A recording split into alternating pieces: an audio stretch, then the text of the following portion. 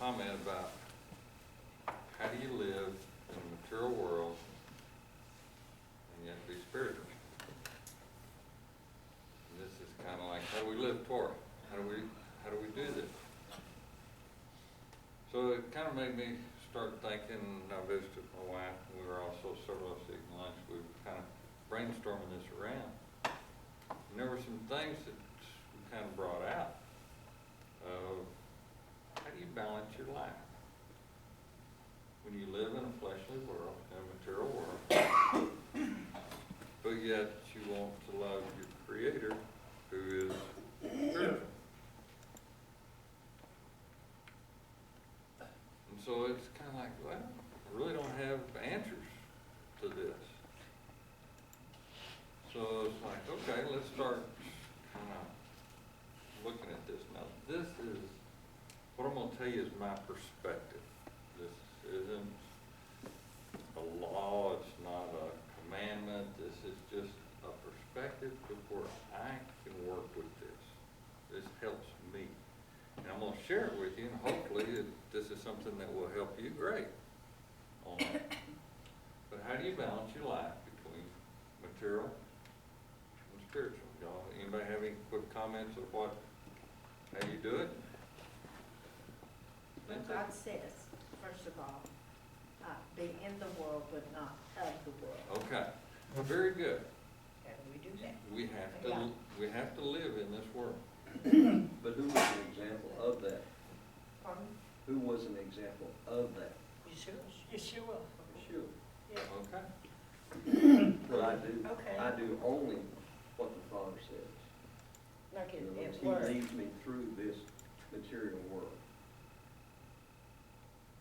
At work for about a year, I've had a problem with the guys playing rap music. Extremely explicit. Let me kind of work on this before we start getting into specifics. Okay. Okay, so we can come back to this. We've got to balance our life between material and spiritual on this. And this scale is going to go up and down on different things. And there's different times of our life that it's different. When we're very young, infant, teenagers, so on and this thing, we are very high on material. Little baby has no clue, just wants to be taken care of. Gets age of my grandchildren, they're starting to learn about spiritual. But it's still me. Give me. Mine. So with that, they want the candy, they want something to eat, they want. Very, very material on that. We live in a material world. We get hot, we get cold, we get hungry, we get all, they are desires of our flesh on that. So, a lot of times our material side gets very, very heavy, and our spiritual side, well, when our material side gets very heavy, our spiritual side, there's just nothing in there on that. So how do we really balance it, and where should it be balanced at? Because, as you said, it's got to be of the world or not. Not In it, not of it. In it, not of it. Okay. So what does He really want us? He put us a fleshly body. We get hungry. We have responsibilities to take care of our children, our jobs, our different things. And it's all material. But who gives the blessings? God gives us the blessings. Abraham, I thought, was a real good one because he had lots of material stuff. But he was responsible with it, and he kept it in the right proportion. Now, getting away from grandchildren, getting into more of this level, older, more mature on that, how are we supposed to balance it on this?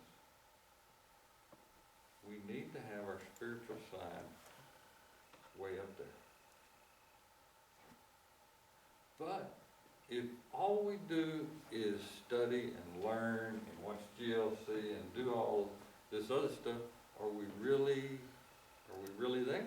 I mean, that would be good, but are we balanced? Don't you?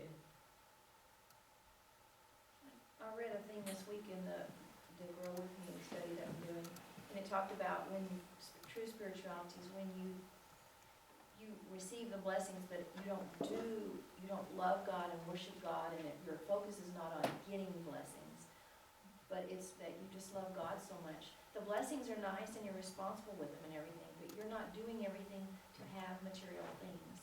You are doing it because you love God, and the blessings that He gives you are just a bonus thing, but you don't do it to get those. Okay, back with Abraham, one of the things that we learned about him. When people came by, he ran out there and greeted. He was always there giving on that. But that kind of brings me back, okay, here we are, we want to study, we want to learn, we want to really know everything in the book, and we want to get this relationship with God. But we can't get away from material. We're still tied. I gotta eat. Gotta pay my bills. So how do you balance it? So, trying to figure this out, we were looking, if the scale gets too heavy on material, this is where the lust of the flesh, greed, all these other sinful natures come. But if all we do is study and study and study, the material things we're not being responsible. We're not taking care of. Balance that. So trying to figure out where God should be versus where we should be.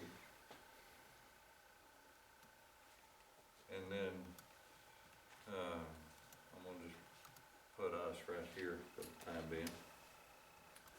We need to be responsible. We need to be able to feed ourselves, take care of our children, pay our bills. We need to be good stewards on this. We don't need to just be sitting there. God's going to provide. I'm not even going to worry about it. Now, there are some things that you have to do that because God's going to ask to see your faith. There are times that you're like, I don't know how I'm going to get through this. Always keep Him first. Yeah. But here's the thing. If you are responsible, if you are taking care of things, then what can you do after that? God blesses you. He takes care of you. I trust in Him on this. This is when you can help others on that. This is where you can help your neighbor. If you're not taking care of yourself, God will bless you if you keep Him first.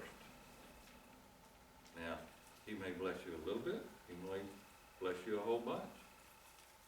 But He will bless you to the what you can take care of responsibly without becoming a sin. If you get blessed in areas to where you start getting greedy, you're not keeping Him up there. And it's a constant battle. Yes, ma'am?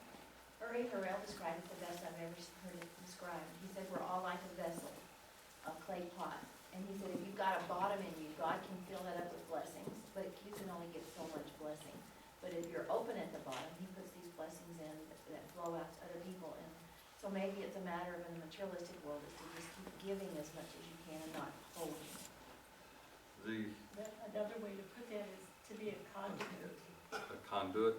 And that's what He wants. He wants us to, that's what He meant when He talked to the woman at the well. That this water shall be in you a spring bubbling up. And that spring bubbles over into other people's lives because you have that bring within you that, you know, God has given you part of himself, and it can't help but flow out to others. And that's what he wants. He doesn't want us to sit there and say, well, I need a car, and I need this, and I need that. And, you know, give him our shopping list. That isn't putting him first. Putting him first is going to the Creator and saying, what do you have for me this day? What is my assignment? You know, what do you want me to do? Show me your will for And, today. and lead me to the people. My husband had a little aunt, like some of you knew Aunt Wena, that was 91 when she died, and she used to pray every morning, lead me to some soul today, and teach me, Lord, just what to say. That old song, but that was her heart. You know, whether it was somebody in the grocery store or whoever she ran into, she would talk to about the Lord, you know. And that's, if we're that empty vessel, you know, and as he fills us, then we're just gushing out. So, if we keep God first, blessings will come. If we use those blessings to take care of our responsibilities and help others, not to be greedy upon that, because all of a sudden, if we just want the new car, want this, then all of a sudden, we start wanting above God. So trying to balance this, we always want God first. We live in this material world. He will give us opportunities. He won't necessarily write you a check and say, here it is. But he will give you the job to do. He will give you the opportunity to do. If you are responsible with this and not selfish, you understand that that blessing comes from God. You will share it with others in many ways. By how you act. Are you going to be a steward? Are you going to share? Are you going to help others along the way? Then that person will see God in your life.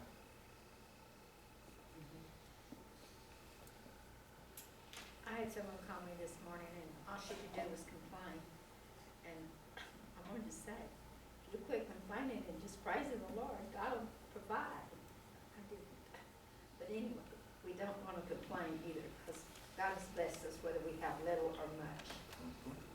Didn't we see it in today's Parsha with Jacob? Yeah, well, and, you know, and obviously, God's only purpose is to glorify himself.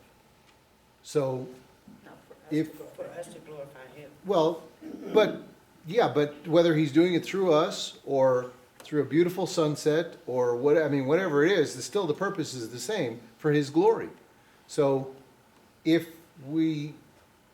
his purpose in blessing us is to glorify him. So, yeah, if you're showing his glory through his blessing, then it will definitely continue, because it's serving the purpose it's supposed to serve.